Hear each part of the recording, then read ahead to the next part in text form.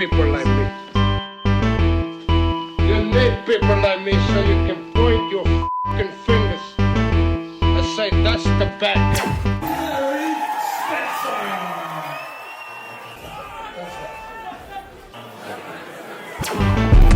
That's the bad guy.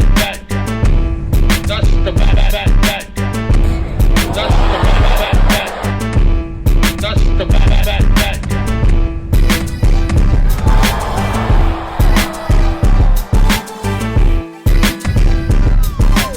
Loud, not big, bitch. Welcome to the motherfucking relay. We're covering today's top boxing news.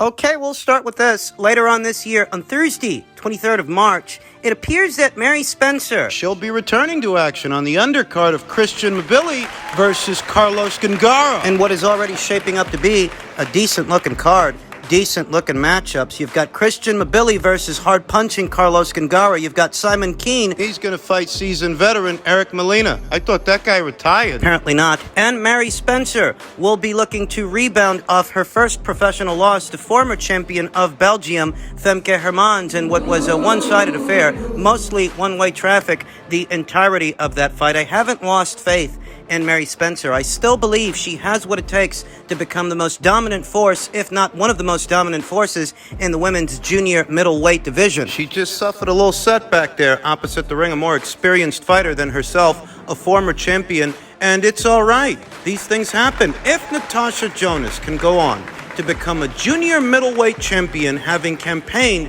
as a super featherweight. If Natasha Jonas can rebound off that violent knockout loss to Brazil's own Vivian Obanoff, then surely Mary Spencer can rebound off a decision loss to Femke Hermans, even if it was a one-sided affair, a one-sided fight. A shock upset loss. And I was shocked. I hardly expected that Mary Spencer would lose that fight in one-sided fashion. I, like many of you out there, expected that Mary would steamroll Femke Hermans. And who would have thought that Femke would use Mary's aggression against her, the physically imposing, statuesque, hard-punching Mary Spencer? And don't let that Femke Hermans fight fool you. The power is real. Mary Spencer is one of the harder punchers in the women's junior middleweight division. I think her issue in that fight seems to me that Mary Spencer wasn't setting up her power shots, setting up her punches. Femke Hermans instinctively knew, the seasoned veteran, the former champion, that Mary Spencer was looking to take her out, and take her out early. You know what they say about looking for a knockout? You run the risk of being knocked out. In the case of Mary Spencer,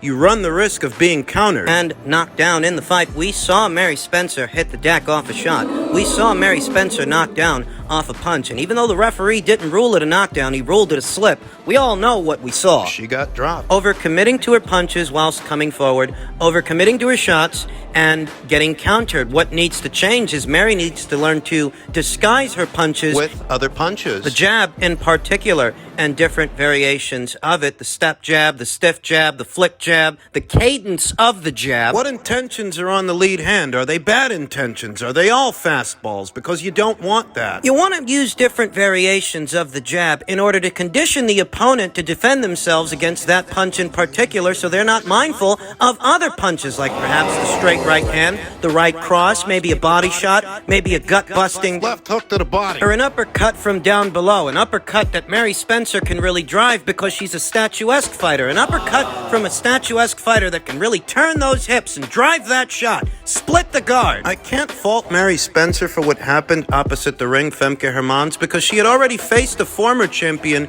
in Chris Namis, and Mary was plowing through every girl that you put in front of her, whether it was Chris Namis, a former champion in Chris Namis, or Cynthia Lozano, who went the distance with Marie-Eve Dicaire but was flattened by Mary Spencer. I can't fault Mary and her handlers for thinking that they were ready for Femke Hermans, but they ended up getting more than they bargained for, and that's okay. There's more work needs doing. Shit happens. I think that what might need to change for Mary is she needs to do more work with the jab and focus on punishing the opponent with the jab, punishing them tenderizing them, so by the time you bring over a big right hand or a left hook or a power shot of any kind, they're already so busted up they go right down. But if you go in there looking for a knockout, An early knockout. it's very easy to pick up bad habits when most of the girls you fight go down early. We don't yet know who it is that Mary Spencer is going to be fighting, though. It doesn't look like it's going to be Femke Hermans, and I wouldn't fault them if they did decide to go in another direction. Potential pitfalls with doing that rematch. Well, running it back with Femke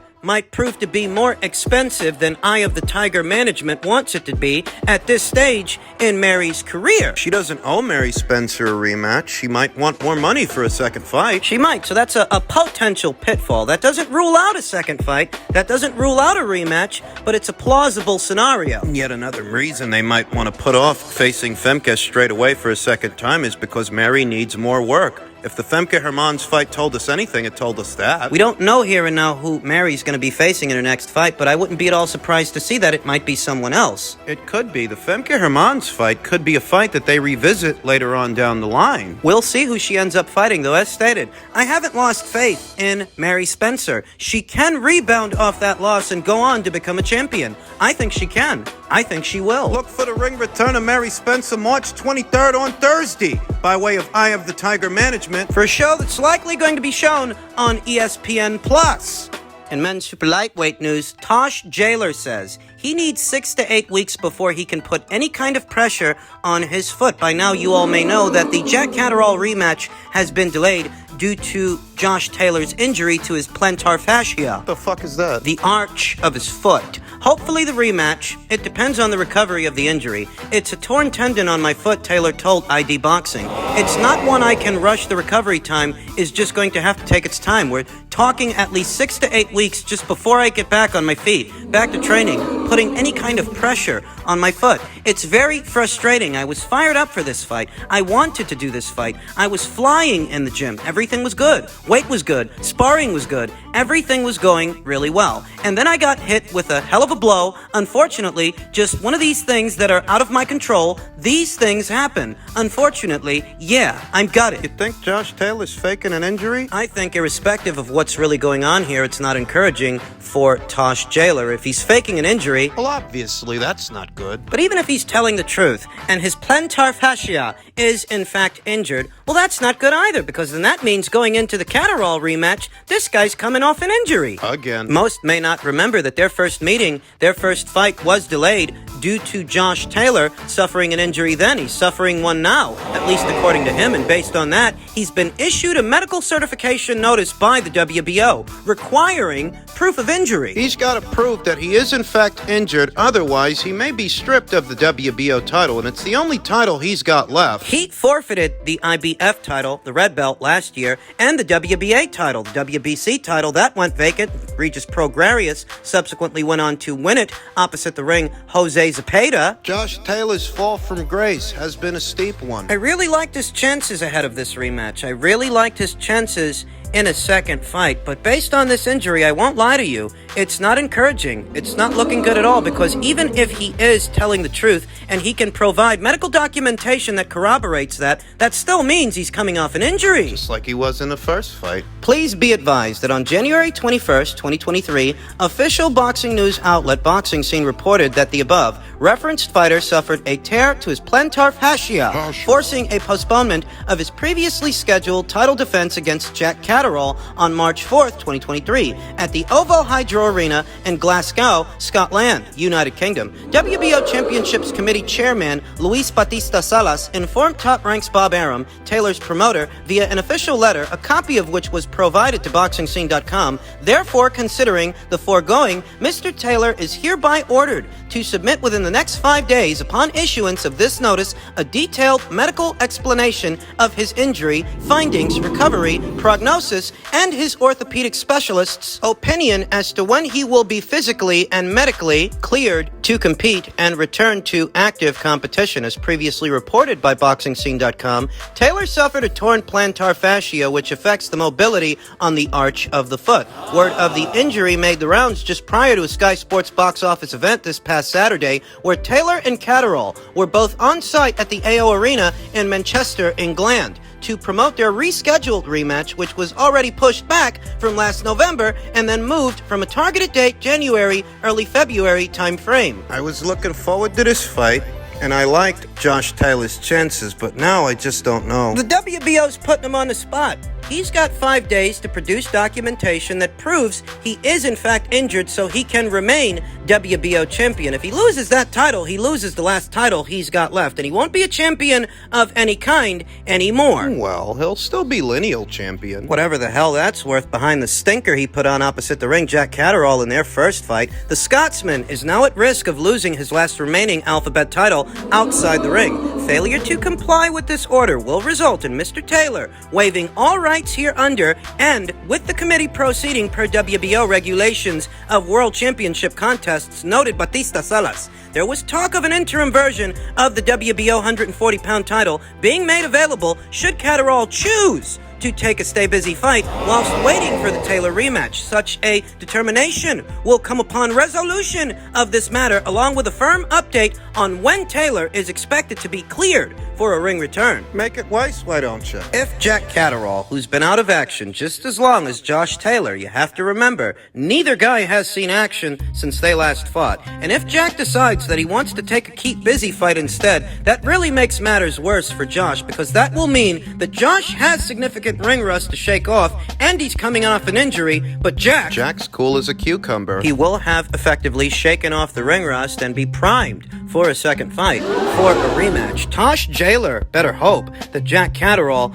doesn't elect to have a tune-up fight, a keep busy fight. And if he does have a keep busy fight, Josh Taylor better hope he loses. Being honest with you, Jack Caterrall was a rather unremarkable fighter ahead of that Tosh Jailer fight. I mean, seriously, he had never competed on the same level as Josh opposite the ring guys like Jose Ramirez and Regis Prograis. Ivan Baranchik, Victor Postol. Tosh Jailer, who beat unbeaten Ryan Martin of America in one-sided fashion while Ryan Martin was on the sauce, on the gear. News later came out after their fight that Ryan Martin had tested positive for a performance-enhancing drug. I mean, Jack Caterrall, he wasn't in the same stratosphere as Tosh Jailer up until he shared the ring with him, and I just feel like he probably got the most opportune version of Josh Taylor for himself. Fought him at the most opportune time, and he's still capitalizing off of that. It's unfortunate, but today's Josh Taylor is a far cry from the Tartan Tornado that he used to be, and all of this seems to be a perfect storm. Will you quit it with the weather references? It's just not looking good,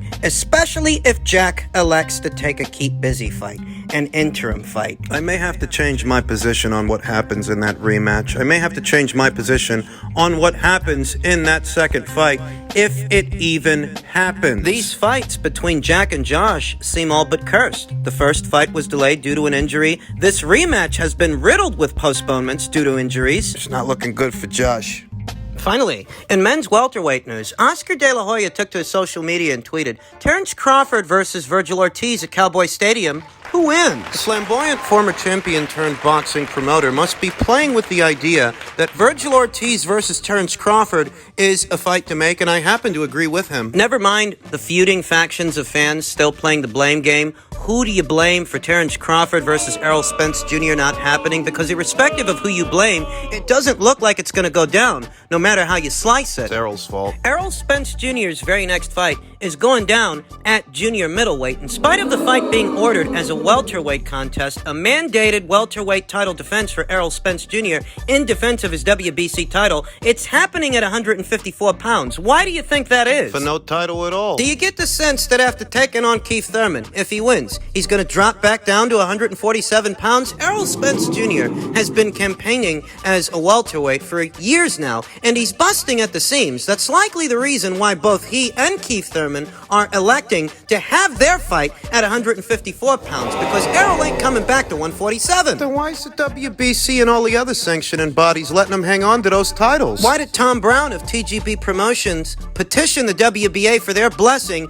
to pardon him skipping out on Montes Stanionis to take on Keith Thurman? Why did they do that? To keep up appearances. A Keith Thurman fight is that much harder to sell if it effectively heralds the death of the Crawford fight. They want guys like me and you to believe that Errol's going to come back down. And in order for them to pull off that illusion, he's got to hang on to those belts. He's got to hang on to those alphabet titles. He has to, because if he drops them, we all know what that means. No undisputed. No Terrence Crawford fight. Though many are already heralding this Keith Thurman fight happening at junior middleweight as the first sign that Errol's not coming back and he's not fighting Terrence Crawford, which comes as no surprise to me because that's what I've been telling you for the last 4 or 5 years. In any event, the show must go on. The show must go on for Virgil Ortiz. The show must go on for Terrence Crawford. Moving up to junior middleweight in pursuit of Errol Spence Jr. will provide no avail, as Al Heyman also has a stronghold in the junior middleweight division. Thus, moving up there would just repeat the cycle. Here we go again. And after 4 or 5 years of this fucking nonsense, who's got the stomach for all of that? What Virgil Ortiz and Terrence Crawford need to do, respectively, is show the boxing community at large that big fights, scintillating, titillating fights, can still happen in the welterweight division without Al Heyman's PBC and without Errol Spence Jr., because that Keith Thurman fight, that's a lukewarm fight that is about 5 or 6 years too late. Who the fuck still cares about Keith Thurman? Build that lukewarm matchup at your own peril. I don't think it's going to do very good numbers at the box office. I don't think it's going to do very good numbers on pay-per-view, irrespective of what Al has planned for his boys, his welterweights that are going to be fighting at junior middleweight. Crawford versus Ortiz is a fight that could get the boxing community at large interested in the welterweight division again. I just wonder if Oscar's serious. I just wonder if Oscar means business. Virgil Ortiz is supposed to be fighting Amon Stanionis. Amon Stanionis is supposed to be defending his WBA regular title if Virgil beats him, and I think he will, provided the fight happens.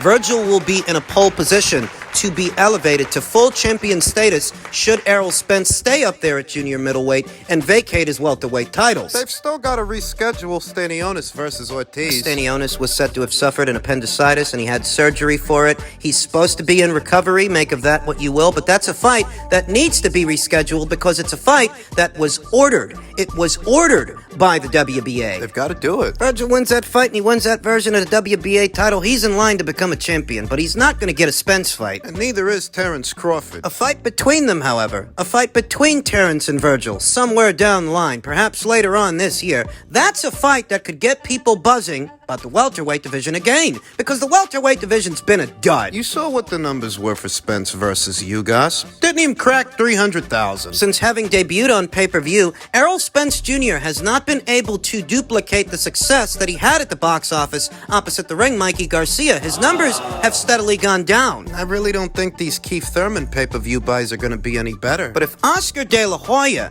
can make this fight happen, a fight between Terrence and Virgil, I think those Chicano fight fans will show up and show out to support their guy. I think those Chicano fight fans in Texas will support their fighter. He can build this as a DAZN pay-per-view now that DAZN has functional pay-per-view capability. In order to satisfy the financial demands of the fighters and warrant the risk for Virgil Ortiz. The risks for both guys because it's a risky fight. Make it happen.